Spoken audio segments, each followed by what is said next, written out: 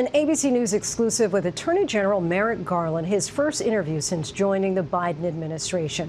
Our Pierre Thomas speaking today to Garland in Oklahoma City on the 26th anniversary of the bombing of the federal building that killed 168 people, the most deadly case of domestic terror in this country. Garland was the federal prosecutor who oversaw the investigation that brought Timothy McVeigh to justice. And today, in a wide-ranging conversation, Garland drew a parallel with the threat of domestic terror we face today. Here's ABC's Chief Justice correspondent Pierre Thomas one-on-one with the Attorney General. Morning. You're looking very well. So, Mr. Attorney General, thank you. You were at the Justice Department and helped oversee the investigation of the Oklahoma City bombing. My name is Merrick Garland. I'm Associate Deputy Attorney General from the Justice Department in Washington. How does it feel being back today? I really feel quite a connection to Oklahoma City, I have to say. This is not the first time I've been back. It feels gentler. As the years pass, the wave of emotion becomes somewhat less, but if you were listening to my speech today, you probably saw that I wasn't quite able to hold it together at every moment. Although many years have passed, the terror perpetrated by people like Timothy McVeigh is still with us. It means quite a lot to me. And this is a particularly important moment. You sense that this is a moment where the country needs to pay attention to domestic terrorism. Why? Yes, I do. I think the FBI reported just last month that violent domestic extremists are a high-level threat to the country.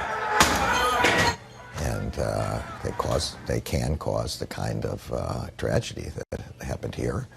And it's important that the Justice Department put its resources into doing everything we can to stop it from happening, to prosecuting people who do it, and to fighting against the kind of hatred that leads to these kinds of tragedies. Now, I was looking at some data, and domestic terrorists, particularly white supremacists, have killed more people in this country than internationally based terrorism since 9/11. We saw the brutal massacre at the Mother Emanuel AME Church in South Carolina, the fatal shooting at the Pittsburgh Synagogue, the racially and ethnically motivated killing at the Texas Walmart.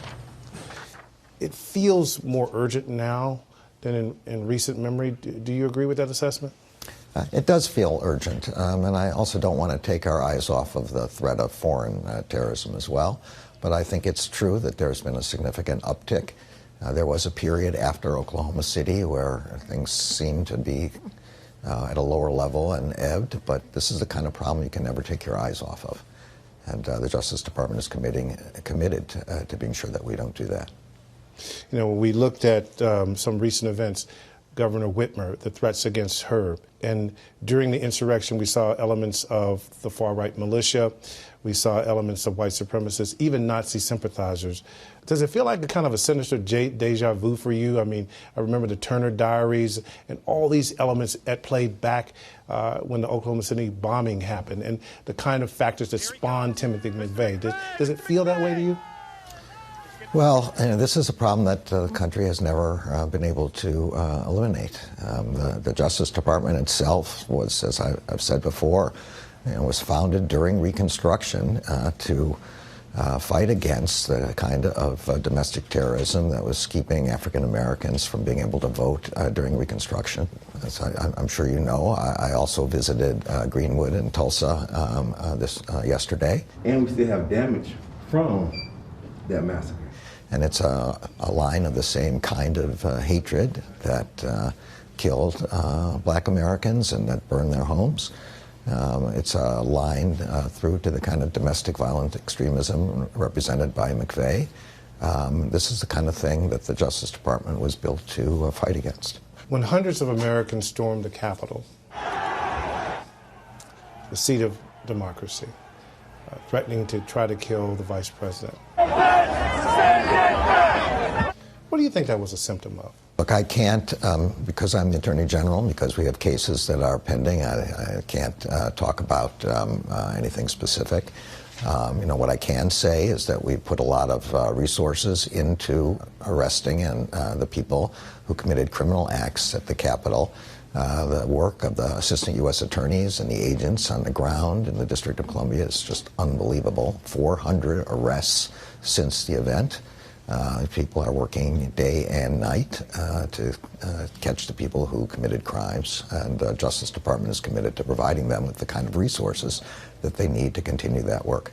And understanding that you can't talk specifically about the case, a number of the people who have been to court, they've said, we were there because of President Trump. We did this at his behest. They're being held accountable. And I understand there's a difference between civil accountability, criminal accountability, and moral responsibility. And I know you don't spend a lot of time talking about President Trump, but is that a factor, and will the Justice Department investigate every aspect of the case? Look, again, the Justice Department doesn't comment on individual actors. It doesn't comment at all until it brings, if and when it brings cases. That's regardless of who the person is. Justice Department will investigate, and we will speak through our pleadings.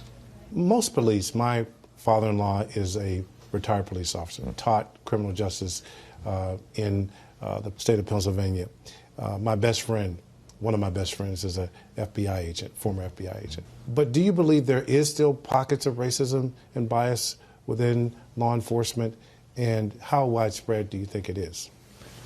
Look, racism is an American problem. I think that it's plain to me that there's has been and remains discrimination against African Americans and other communities of color and other ethnic minorities. I think it's reflected in discrimination in housing, in employment, in the justice system, and in disparate treatment in these ways, and it's led to a lower level of home ownership, lower family incomes, a lesser ability to accumulate wealth. All of these things are still in America. We do not yet have equal justice under law. As I said, I think this is an important part of the role of the Justice Department to help bring it about. This is one I wanted to ask you for a long time. The Supreme Court nomination. You were qualified, highly respected in the legal community. How did you feel at that moment when you were blocked, and how did you get over it? How did you move past it? Well, I appreciate the praise coming from you. Look, I look forward. I now have the opportunity to do some very important things. I have the opportunity now to lead a Justice Department in pursuit of civil rights.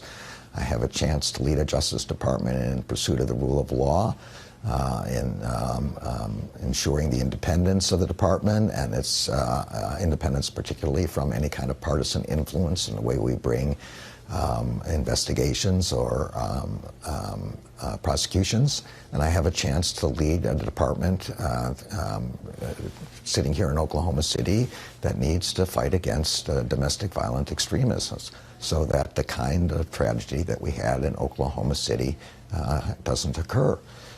I think that's a wonderful opportunity for myself, and that's the reason I wanted to come back to the Justice Department. So moving on is moving on. Moving on is moving on. And final question.